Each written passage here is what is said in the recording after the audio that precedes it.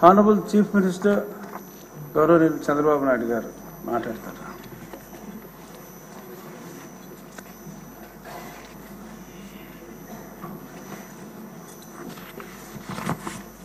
అధ్యక్ష, ఈరోజు అందరి ఆమోదంతో శాసనసభ డిప్యూటీ స్పీకర్గా ఎన్నికైన మీకు వ్యక్తిగతంగా తెలుగుదేశం పార్టీ తరఫున కూడా మనస్ఫూర్తిగా అభినందనలు తెలియజేస్తున్న శుభాకాంక్షలు. అధ్యక్ష, సినిమా రంగంలో ఇక్కడే మా మిత్రుడు పవన్ కళ్యాణ్ గారు ఉన్నారు. త్రిపుల్ ఆర్ ఎంత సంచలనం సృష్టించిందో నేటి రాజకీయాల్లో మీ చరిత్ర కూడా అంత సంచలనాన్ని సృష్టించిన దిశ. త్రిపుల్ ఆర్ సినిమాలో నాటు నాటు పాట ఎంత పాపులర్ అయిందో ఈ త్రిపుల్ ఆర్ రచ్చబండ కూడా అదే మరి పాపులర్ అయింది. దానికి ఒక చరిత్ర ఉంది. అలాంటి ఒక్కొక్కసారి జీవితంలో కొన్ని సమస్యలు వస్తాయి. ఆ సమస్యల్ని ధైర్యంగా ఎదుర్కోవడం చాలా ముఖ్యం. తిరిగి ఆ కుర్చీలో కూర్చుంటే నిండుగా కనపడుస్తున్నారు. అందరూ కూడా ఆఫ్గా కొత్త కనపడుస్తారు, కానీ మీరైతే ఆ కుర్చీకి ఒక నిండుత్వాన్ని ఇచ్చారు. పంచకట్టు కూడా తెలుగు బిడ్డ పంచకట్టుతో వచ్చారు. చాలా సంతోషం. మిమ్మల్ని చూసినప్పుడు, ముఖ్యంగా ఈ కొత్త బాధ్యతలో మిమ్మల్ని చూసినప్పుడు చాలా సంతోషం కలుగుతూ ఉంది. మీరు తప్పకుండా మంచిగా రాణించాలని మనస్ఫూర్తిగా ఆకాంక్షిస్తున్నా. ఇక్కడుండే మెంబర్స్కి అందరికి కూడా ఒకసారి ఆలోచిస్తే వారి ప్రస్తావన కూడా మే 14, 1962 విజయవాడలోని కనుమూరు వెంకట సత్య సూర్యనారాయణరాజు గారు అన్నపూర్ణమ్మ దంపతులకు జన్మించారు. ఆయన ఒక పారిశ్రామికవేత్తగా, రాజకీయవేత్తగా గుర్తింపు తెచ్చుకున్నారు. రఘురామకృష్ణరాజు గారు విశాఖపట్నంలోని ఆంధ్ర విశ్వవిద్యాలయంలో పోస్ట్ గ్రాడ్యుయేషన్ చేశారు. డిస్టింక్షన్లో పాస్ అయ్యారు. అప్పటి నుంచి కూడా మీరు ఎక్కడ చూసినా ఉత్సాహంగా మెరిట్లోనే ఉన్నారు. ఆయన మొదటి నుంచి మెరిట్ స్టూడెంట్. ఇండస్ట్రీ కూడా విద్యుత్ రంగంలో, ఎడిబుల్ ఆయిల్స్లో ఇలాంటి వ్యాపారాలు కూడా చేసి గుర్తింపు తెచ్చుకున్నారు. వాళ్ళ కుటుంబానికి కూడా రాజకీయ నేపథ్యం ఉంది. శిరీష్ రాజు గారు, వీళ్ళ తాతగారు, ఆయన జిఎస్ రాజు గారు 1958 నుంచి 64 వరకు ఏపీ లెజిస్లేటివ్ కౌన్సిల్ పదవికి మొట్టమొదటిసారిగా డిప్యూటీ చైర్మన్గా పనిచేశారు. ఇంకో పక్క సిరీస్ ఫార్మా ఎస్టాబ్లిష్ చేశారు అప్పట్లోనే. కానీ కొన్ని కారణాల వల్ల దాన్ని ముందుకు తీసుకుపోలేకపోయారు. కానీ లేకపోయింటే ఈరోజు రిచెస్ట్ మ్యాన్ ఆంధ్రప్రదేశ్లో ఆయన ఉండేవాడు. అప్పట్లో ఫార్మా అనేది చాలా ముఖ్యం.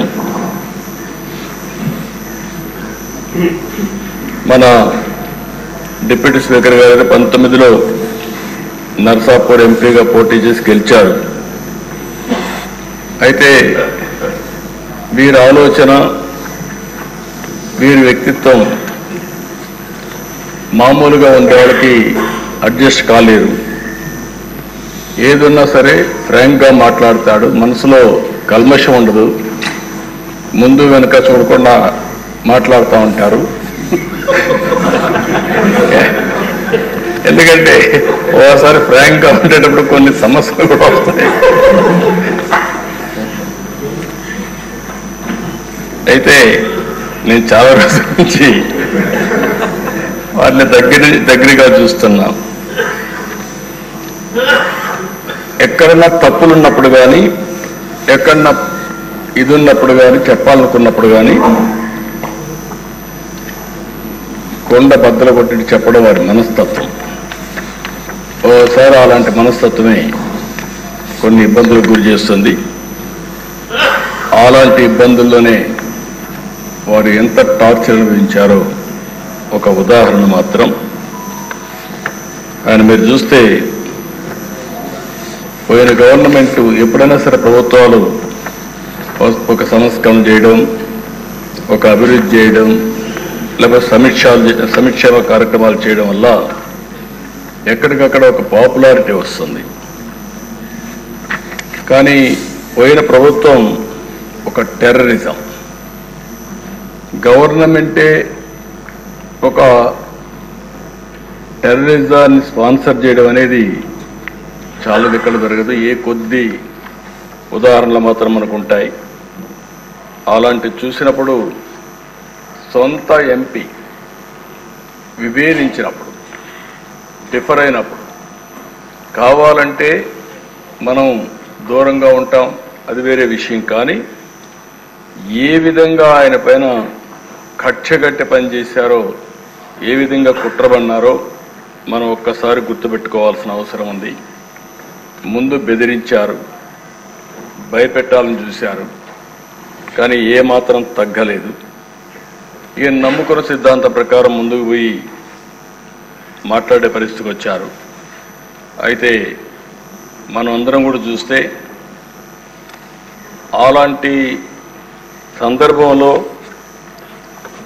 ఏకపక్షంగా తన సొంత ఎంపీ మీద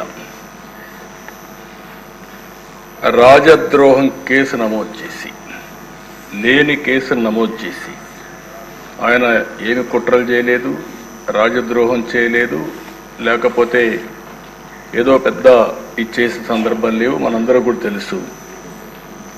రాజద్రోహం కేసు నమోదు చేసి 2021 మే 14వ తేదీన, మే 14వ తారీఖున ఆయన పుట్టినరోజు.